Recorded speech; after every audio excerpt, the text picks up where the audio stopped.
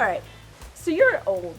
You look way younger than you are. We talked about this earlier. Right. But you're old. Yeah. So how long have you been caddying, and how did you get into caddying? This is my 6th year. I started in 2015 with one of my good friends, Kent Bull, and he took me down to the Latin American tour. So we went to 15 countries that year, went like 19 events, 19 weeks in Latin America, away from America. So it was great. I wouldn't want to do it again, but learned a lot. He played really well and got his web card off that tour, and worked for him for about half the year out there. And then I switched over, started working for Steven Yeager for 2 years.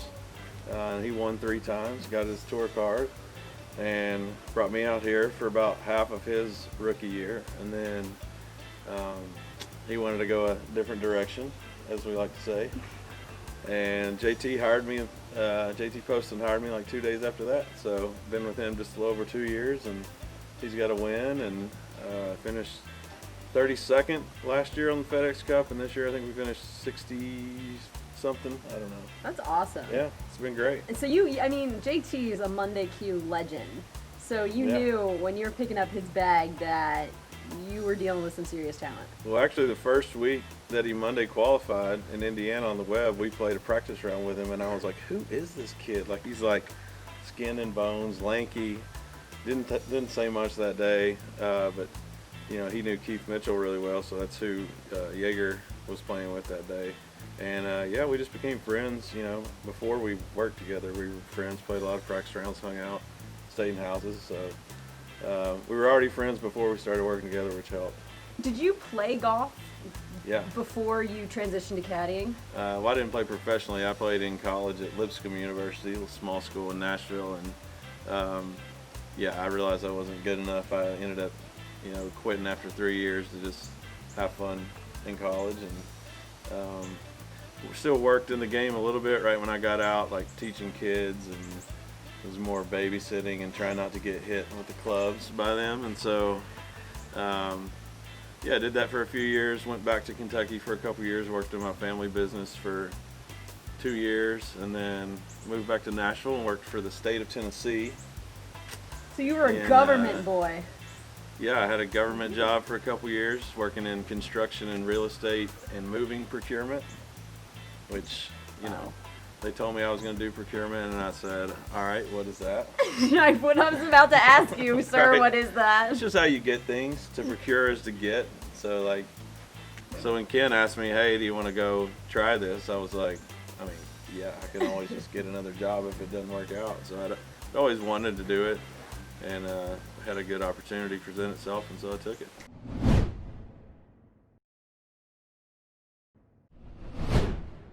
My publicist told me this was going to be about my Players Championship. So Is your publicist Max? Yes. We haven't even talked about that. What are we doing Can here? you get the cake? Can someone inside bring the cake? Aaron, since you are the reigning 2020 Players Champion, I had to get you a cake Wow. with your accolades on it. I don't know why I took the top off, but that is for you. You are a future World Golf Hall of Famer, the 2020 Players Champion. See, let me get the lid. That's gonna fall. I was going to get a bite. I didn't know that's for. Pretty good. You have so much blue on your face right now. It's a good look, though. It's a good cake. Do I That. have anything on my face? No, you're good. Okay. So 2020 Players Champion, because I got distracted by the blue stuff on your face. So Right. Can you relive every second of that shot, from the smell of the grass when you walked on the tee to the sound Like- of the cheering? I'll even take you back a little further than that. Oh, So when we were on the range that day before we went to play, JT's instructor, Mr. John McNeely, my coach, and I hit a few wedges in front of him, and he gave me a couple feel thoughts, and I hit a couple good ones, and I was like, man, I hit some good ones there. I might pull this off today. And we got in about 15, and I told JT, I was like, man, I said, I'm getting nervous about that shot. I said I wasn't nervous last year, but this year I'm nervous because I have expectations. I think I might hit a good one. And he was like, yeah, man, just do it. So we get over there. We're playing with Max. I think Joe went first. Joe hits a good one in there. And then I went next. And when my ball was in the air, I legit thought it might go in. And JT yelled, get in. And it landed just past the hole, spun back to 2 feet 9 inches, and the rest is history. The rest is history. Yelling "get in" at a ball, that's how you know it's really a good Yeah, shot. because you're not allowed to talk to other people's golf ball. Right. So, if somebody says it, they are convicted on it. You better be right. If you say be good or get in or mashed potatoes, you better be right. You better be right. It better be, those potatoes better be mashed by the end of it. Right. So you won the $2 million prize. It was really exciting. It changed your Right. life. You now Yeah. live next door to Beyonce and Jay-Z. The taxes actually put me into bankruptcy on that. But yeah, it was great. Can you imagine the drink tab if that had gone in? No, You'd still be paying it. I know. Yeah, I won some money off of it, but I was staying in a house with Gino Bonelli, Oh, legend. Carlos Ortiz's caddy Eddie, and Brett Swedberger, who caddies for Ryan Moore. And the night before at dinner, they're all better golfers than me. We decided if one of us wins it, we're going to split it. And I was like, oh, this is a great deal for me. Like, I won't win. Sure enough, I won, and they come walking out there going crazy. And I'd forgotten about our deal. Oh, no. Gino's going nuts. Yeah, Flener, yeah. I was like, why is he so excited? I mean, we're buddies, but like... And then I was like, oh, man, I got to split it with him. And, I mean... Hey, Gino has another kid to feed, so... That's right. And I got a nice little plaque that I hung in my bathroom at my house. And a cake that you just took a bite out And of. a cake that was very delicious and now all over my face.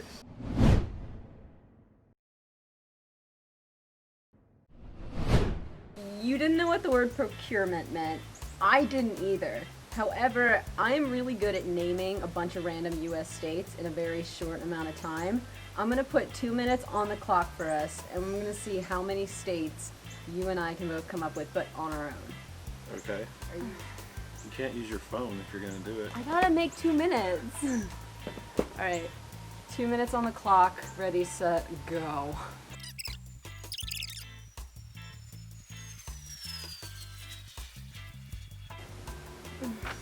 Shit, I'm running out of states.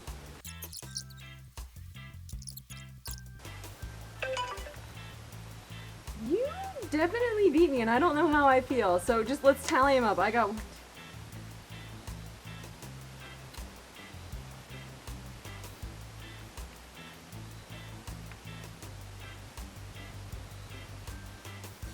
2, 34. I still won! I got 35. Read it and weep. Yeah, but I wrote more letters than you. Yeah, but I took more thinking breaks. You were a constant go. I had to stop and be like... Yeah, because I was always writing. I'm like Descartes, the thinker, man. Or was that Thoreau? Who made the statue? Whatever, it's your show. You can win. I don't care. That's it. I might have to double check your list there. I think you were just writing a couple letters. I didn't even get the state we're in right now. Did you get Delaware? You No. missed Delaware. We were just talking about that. No, I tried to go through the South, the places I'm familiar with. I started trying to go in alphabetical order, and then I forgot the song, and so I had to stop. And There's a just, song? Alabama and Alaska, Arizona, Arkansas. I don't know how it goes after This is that. news to me. Yeah.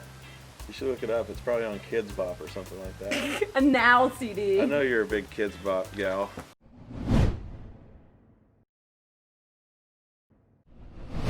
I've always wanted to know how many golf balls you could fit in your mouth, but that seemed kind of dangerous. So I bought generic marshmallows because not only am I cheap, but these looked bigger and more golf ball size than the expensive marshmallows. Let's see, let's go. Are you ready? Will you do this? Should we do like a over under? Yes. Where are you gonna set your line at? Can I just hold one?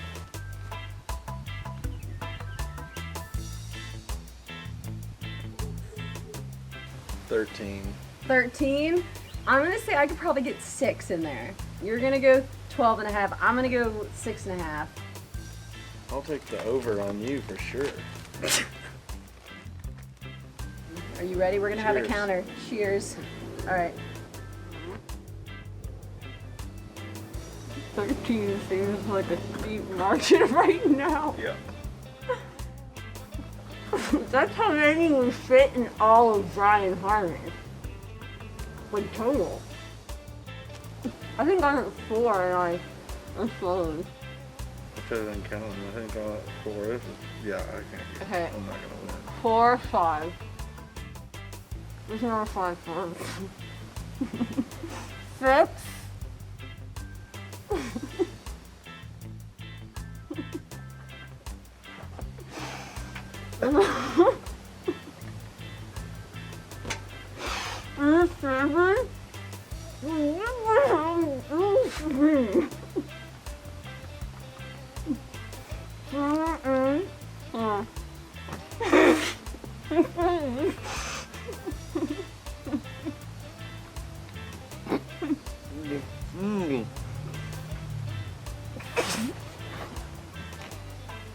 Yeah, I got 8. So are you still going? What are you on 11? 12? 12?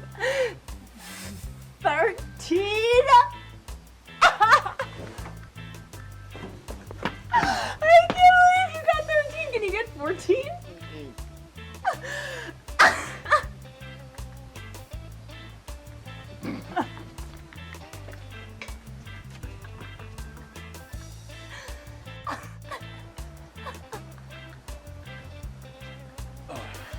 So funny.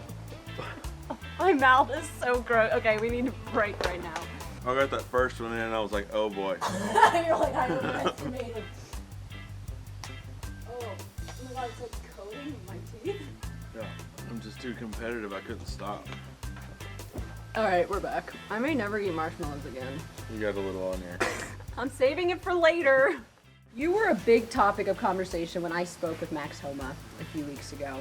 So this is your opportunity to tell us your side of this. Do you really want to be his like flotation device if you guys went down in the Titanic, or should it be the other way around? Like, give me your thoughts.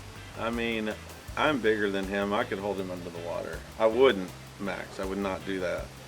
But, you know, when it comes down to it, as much as I love Max, you know, if he could trade me for his life, I think he would. Like, if it came down to the two of us, one of us lives, I think we're both going to choose ourselves. Oh, I thought you were going to say he wants to trade places with you. And I was like, okay. No, I think ultimately we both choose ourselves. You know, I have a family and he has, a wife and a family and his dog. Yeah, he has a dog. I was going to say, don't forget Scotty. I think if it came down to him and Scotty, then Max is dying for sure. Aww. Yeah. So that's what I think. That's so nice. Let's hope it doesn't come to that. Let's stay away from water. Let's stay away from Northern Irish built ships now. Yeah. That's the big thing. So how long have you and Max been friends? Ooh, I've known Max. I met him. I can't remember if I met him before I started caddying or not, but one of my friends used to caddy for him, and so I've known him, I don't know, 6-7 years, something like that. You guys are a very cute pair, you know? Like, do you think you would ever caddy for him? God forbid, something happens to Jay. I have caddied for him before. But I mean, something happens to Joe, and God forbid something happens to JD, and you and Max had to just kind of find each other. Yeah, I think we'd get along great. I caddied once for him, and we missed the cut, so we don't have a great track record, but, Oh, there's Brian Harmon. It can only get better. See, I was surprised that you took 13 and a half marshmallows to fit in your mouth, because I thought 13 and a half marshmallows is how many would fit in Brian Harmon total. Like, that's how many you can fit inside of him. So I was impressed you fit that many in your mouth. Yeah, well, I'm just too competitive to quit, so I would have died on this porch before I lost. Even with a coating of marshmallow. Right. I would have started sticking them up my nose, like in my ear, everything. Well, we still have half a bag left. I'm good. I don't want to see these anymore, actually.